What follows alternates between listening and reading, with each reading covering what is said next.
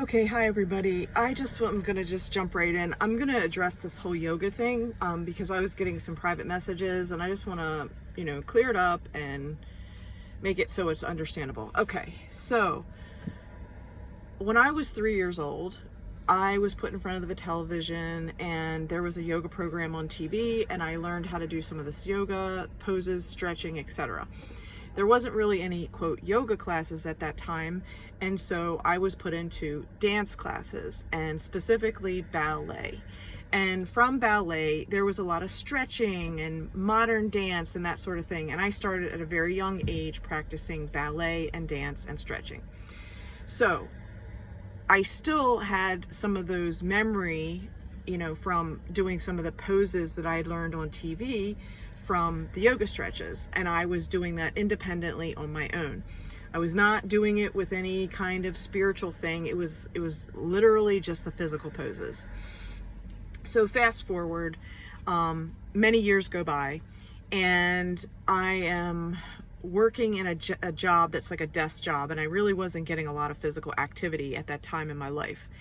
And I was still dancing per se, but I mean, like, as far as taking ballet and modern classes, but I'm saying at this particular point in my life, I was like at a job, so it wasn't like dancing 5 or more hours a day like I was in my youth.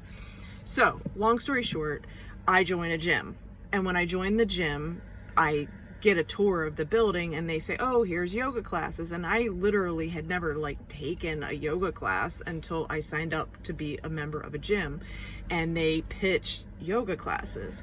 So I started taking a group yoga class that was at a public gym. So long story short, for me, again, the style that I started with in yoga was Iyengar. And Iyengar is basically like holding a position for like 5 breaths or more. And you're just holding a position in stillness. It was not like a flow yoga. It was just holding a posture for 5 breaths and just really stretching in that position. There was no philosophy or chanting or any of those things that were held in this gym class. It was just holding a position and stretching. Okay, and that's what I practice. So at the end of this portion or whatever, I had a good friend who was a triathlete, and we would hang out and share our different stories, what we were going through, and we both were in this prayer group together. And he was like, Anne, oh my gosh, you've got to, I got to tell you about this, yoga class I took. And again, I was taking the Iyengar class, which was the stretching, standing still thing. And he's like, no, you've got to try this thing. And so long story short, I tried power yoga, which is Ashtanga yoga, which is a flow yoga, which is like a very fast, progressive flowing in from one pose into the next pose. And it almost appears as though it's a dance. So the bottom line is, I was encouraged by my friend to take this class. I took a class with him at this yoga studio, and that was my first introduction to Ashtanga or power yoga. I could not even make it through the first class. I was so worn out. I was face down, like I could barely do any of the poses, all the push-ups and everything. I was like, oh my gosh, what is this, And at the end of the class, that particular teacher came over to me and said, if you come early next week, I'll show you some of the moves so that you get to understand the sequence. So the bottom line is, it wasn't like I was seeking it. It was that it was literally unfolded to me. Okay.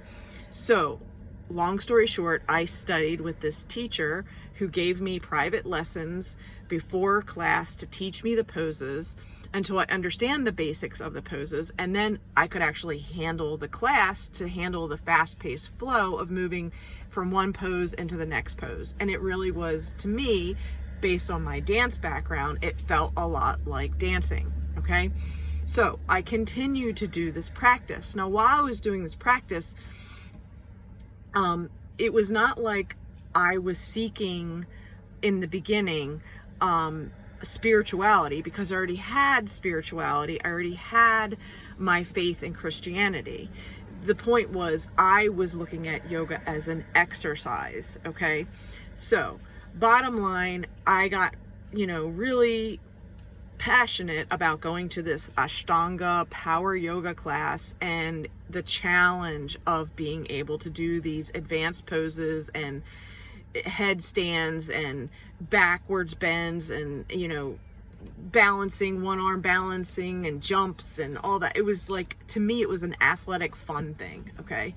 So long story short, when I got to the point where I could just like basically do the basics and I understood that, I continued to keep going. And like I said, my day job was sitting at a desk, sitting on my butt. And to me, like the yoga class was like a release to have this very active, challenging workout. Well, at the end of the, one of the classes that I took, the teacher that was helping me, she's like, "You're ready." And I'm like, "I'm ready for what?" And she's like, "You're ready to teach." And I'm like, "What?" Like, again, I was not seeking it. The teacher groomed me without me understanding I was being groomed. And then she said, "You have mastered the poses. Now you really need to go teach." And she then gave me a list of schools and teachers that she recommended in the Ashtanga Power Yoga training. And she asked me to go to one of these schools to get fully certified. And when she first told me this, like, again, I was really shocked. Like, I was in a day job doing something completely different. Yoga teaching was not on my radar at all. It wasn't like I was like, "Oh, I should do this," you know? And I was like, I'm not really sure that's really what I want. So again, I'm still at my day job. And when I would go to lunch at my day job, where I was at a computer, and I take my lunch break, I would go outside and do some of these poses on my lunch break after I, before I actually sat down to eat. But it was like I did some of these poses because sitting at a desk job, I hated it. I did not like just all the non-movement, okay? So I would do some of these poses on the grass outside on a nice day.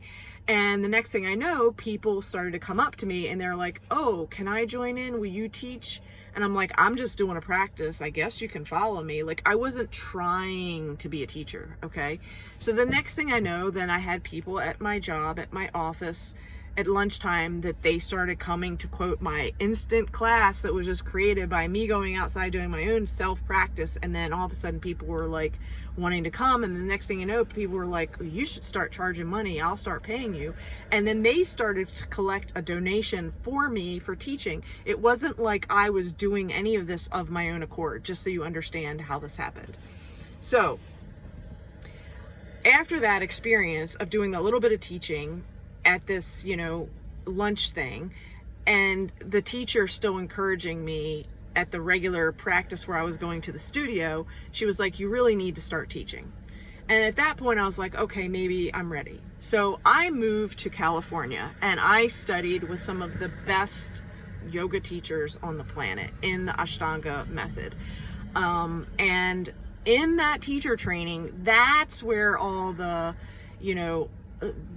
images of the idols and the this and that means this and that. And again, it was part of the curriculum and it was in the materials, but again, I wasn't like diving into it. I was there for the postures, for the adjustments, for the physical fitness, and that's where my mindset was. Because like I said, I already had my faith in Jesus in Christianity. So to me, I wasn't like really into the whole spiritual yoga thing. So as I was in the teacher training, again, there were other like yoga hippie people. And again, I had moved to California to get this, to take this training. And then I actually moved to California and was living there. And again, I was more immersed into all these other subculture things because of being in California. And I met a lot of, I'm going to just call it yoga hippie artistic people in that realm, because I was assistant teaching, I was training, I was working with different studios, I was in that, umbrella of support and community. And when I completed the teacher training, I got my quote certification and I started to teach privates to people and I started to sub people's classes and then I started to teach my own classes. And again, it was like my side job. I was still in the graphic design, computer printing business, and I still had that as my primary day job. But then when the money I started to make from all the privates met what I was making with the day job, I was like, oh, well, maybe this is now the time. Maybe I am ready to now just do this full time. So I was teaching yoga full time, and I was teaching to entrepreneurs. I was teaching to athletes. I was doing most of the classes on the West Coast. They are taught in Sanskrit, and that was something that it took me a long time to like get comfortable with, because I wanted to just say it in English, but at the same time, that market out there with everybody already knowing all the poses or going to what they call a Mysore yoga class, it's basically like Mysore means my own yoga practice, where you just get on the mat and you're doing your own thing. And as an instructor, I'm just going around saying, would you like to be adjusted in this pose? Do you want to feel this deeper? I can make this adjustment. And so basically I'm just walking around as a helper to help people feel the pose more deeply. Okay. Bottom line, yes, the culture, you know, I learned about all these things so that I would become familiar with it. But again, my primary focus was not that. Was I influenced by some of these things? At the time, I didn't think that I was.